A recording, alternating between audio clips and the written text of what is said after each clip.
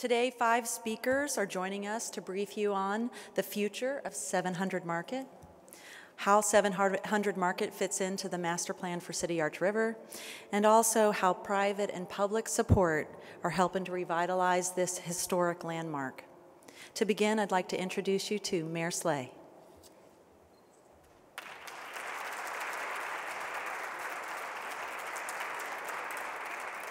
Well, good afternoon and welcome to 700 Market here in downtown St. Louis. I am extremely pleased and proud to be part of this effort for a number of reasons. First and foremost, Laclede Group. Laclede Group has been important to the city of St. Louis for 150 years. It's a great company. They have a lot of outstanding employees, and this is a commitment by Laclede Group, a continued commitment to downtown and to St. Louis. And I just want to thank Suzanne Sitherwood, the entire Laclede Group, for your continued commitment to our city. And also, this building does matter. This is an important, historically significant, architecturally significant building in the city of St. Louis. And I can tell you, like many of you, I walk by here, I drive by here, mostly on a daily basis to go to a meeting or to go to the City Garden or the Arch or somewhere else in downtown, go to a ball game. And just to see this beautiful building vacant really is kind of like a hole in the fabric of our city. And I know that a lot of other people who have driven by and walked by here think the same thing.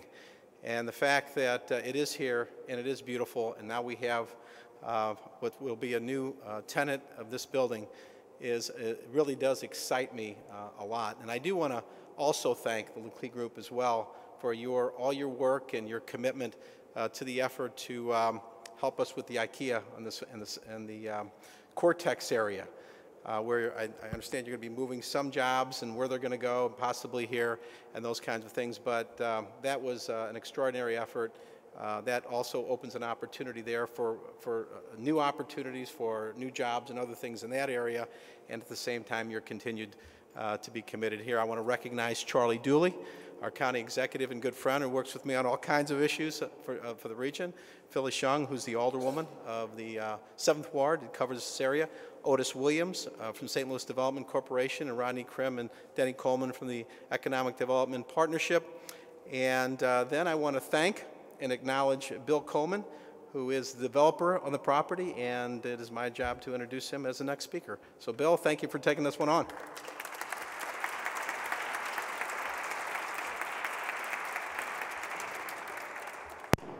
Thanks, Francis. I think it is a good day for the city of St. Louis. As a developer and people who have worked in the St. Louis metro area for 30 years now, we've been able to progress all over the St. Louis region. And we started out west, and I guess I think it's just it's a different, for us, evolution, but over time, to have really started far out west county, and over the last 2 or 3 years, we've developed or invested in 3 to 4 projects in downtown St. Louis at over a project cost of over $100 million, and all of them are fully subscribed, and all of them are doing great. So I think it's a hats off to what Francis Slay's done and what Walter's doing, and with the Cardinals and all of the people that really make St. Louis a very unique place to live and work. I think I'm a little like Francis too. We've been driving by this building for 10 years now, and it's really different to see a project that's this architecturally distinct. Philip Johnson building, built in '77, one of the youngest buildings ever on the National Historic Landmark, empty. So for 10 years to see that is a disconnect. I think what the city's got going with Gateway Mall, with City Garden, with Ballpark Village starting to our immediate south, that there's a whole big energy nexus that I think that we can keep connecting the dots to by bringing what's happening downtown, not just for the people who live downtown, but for all the people who visit it from the St. Louis region. As with all architecturally significant projects, you like to have a good team involved, and I think we've got a great team. We've got HOK working with us on the architectural front. We've got Gio Abada Consulting also on that, and I think it's going to make a great transformation. So I think Suzanne and I have looked at this thing from a few different angles over the last 6 to 9 months, and I think all of the city is going to be very impressed and excited when they move in here early next year. I think it's great to have a tenant like Laclede Gas committing long-term to downtown St. Louis. That's what makes a city vibrant. That's what makes a city work, and we need that type of corporate, not just backing, but commitment, really to keep powering St. Louis forward. So it's going to be great to work with Suzanne and the Laclede Group, and I'm going to bring her on stage next.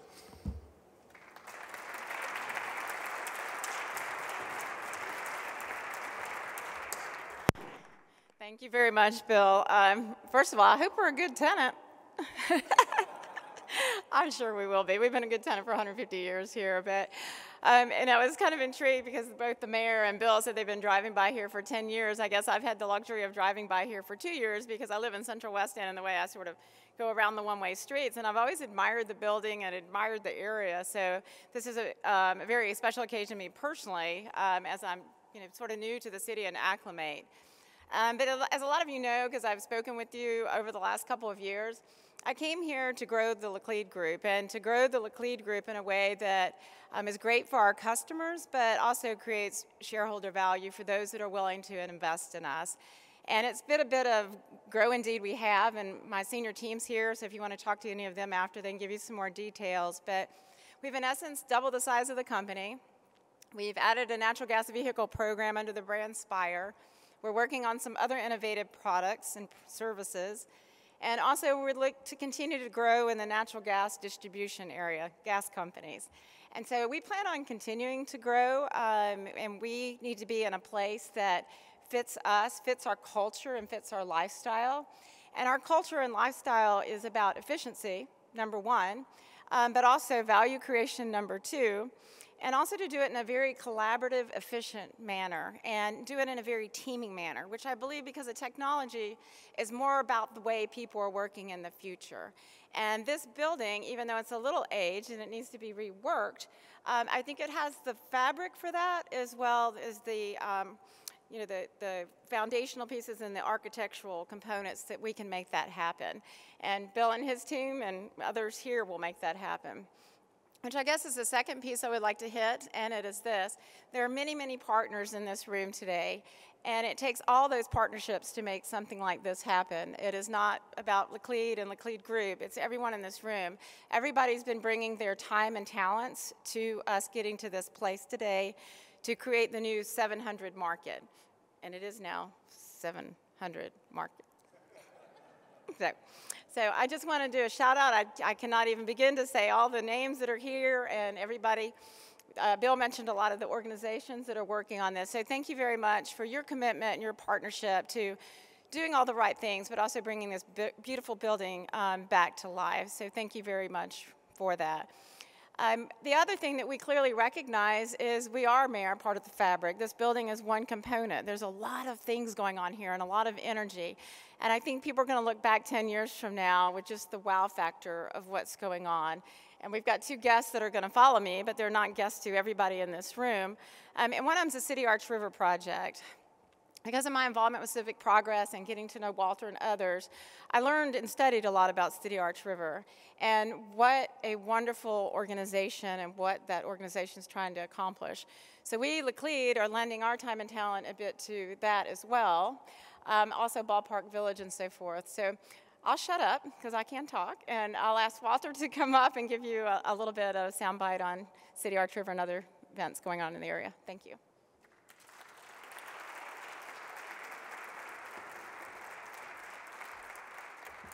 Thank you, Susan, and thank you for your enthusiasm for St. Louis and your enthusiasm for CityArchRiver. Suzanne is not only enthusiastic, she's also the co-chair of our business sector fundraising, which makes me all the more enthusiastic, and she's doing a wonderful job. The Charles Guggenheim documentary about the building of the arch is entitled Monument to the Dream. It's a wonderful story, and it celebrates the finishing of the arch on October 28, 1965, when they laid the keystone. And on that day, and from that day forward, the arch has been an internationally recognized world-class landmark. It is a world-class engineering marvel. It is a world-class piece of sculpture. It celebrates the greatest principles of exploration, innovation, the future and the past, but mostly the future of America, robust optimism. But due to highways, due to topography, due to transportation infrastructure, due to a 1,200-car garage, it is isolated. It's over there. It's not a part of the fabric of the city. It's a destination. We love it, we're proud of it, but it's not a part of our everyday life, maybe the 4th of July. So what do we get out of this? What is CityArchRiver 2015 about? It's about bringing this wonderful symbol and the river back into the life of the city, part of the fabric of our quality of life of the city. And that we will call realizing the dream. I tried to get Davis Guggenheim to come film it, but he says it's his knockoff on his father, so we'll keep on that though. It's a very important point, because by October 28th, 2015, you'll be able to walk from the Mississippi River to 4th Street without crossing a street, without taking a step. Smooth walk the whole way. And then you'll go by a repurposed old courthouse, or through it, a much livelier and celebrating what courthouses were when they were built then. They were the places of commerce and industry. You came and you congregated under the rotunda without an internet to bail you out, or e-commerce. And then Keener Plaza will be completely reprogrammed. It is reprogrammed. It will be transformed so that you can walk all the way through to City Garden, wonderful, wonderful City Garden, and enjoy this entire area. One corner not attended to. And thanks to the Koman Group for buying the building, and thanks to the Laclede Group for bringing life to the building, this corner will become energized, it will become animated. And through this, you can go to Ballpark Village and to Busch Stadium. That's the next part. I'm happy to introduce her neighbor, Suzanne, and Laclede's and Koman's neighbor to the south. I'm their neighbor to the east and the north.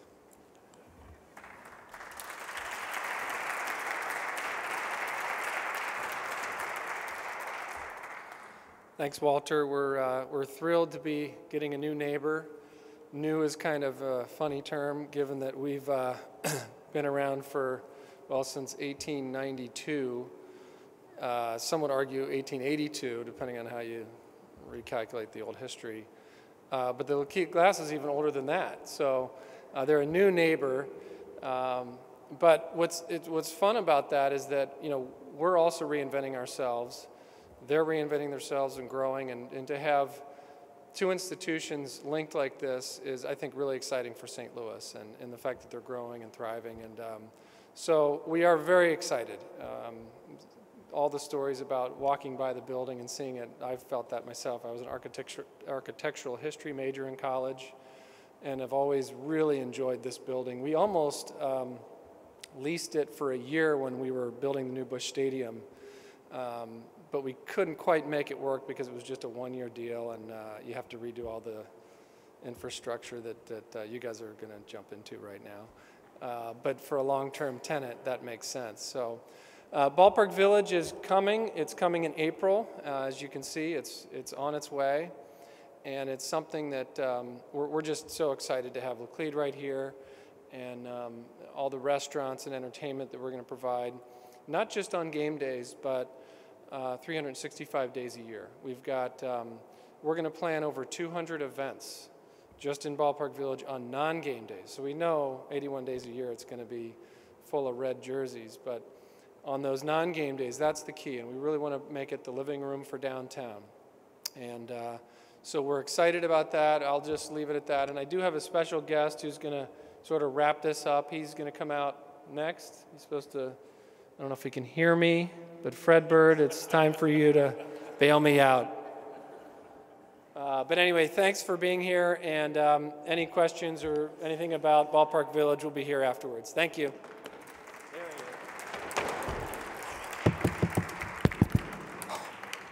Since he's never spoken, I don't know what he's doing in front of me.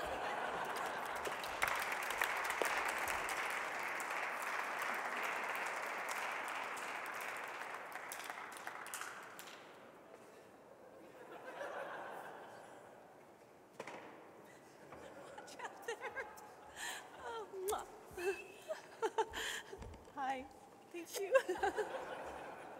Thank you, Fred Bird. Thanks to all of our speakers who are here today. Thank you, Bill DeWitt. Thank you, Walter, Suzanne, Bill, and the mayor. This concludes our news briefing. All of our speakers have said that they will stay afterward to answer any questions that you have. They'll be gathered right here. We also do have media kits for all our members of the media. I'm looking for Jenny. Where are we? There she is. So not only do you have some of the architectural renderings, some of the photographs of Ballpark Village, our neighbor on one side, and then CityArchRiver, our neighbor on the other side. I think, and you've also got full bio sheets on each of those. So thank you so much for being here today. Thank you, Fred Bird. You did a great job. Thank you, everybody.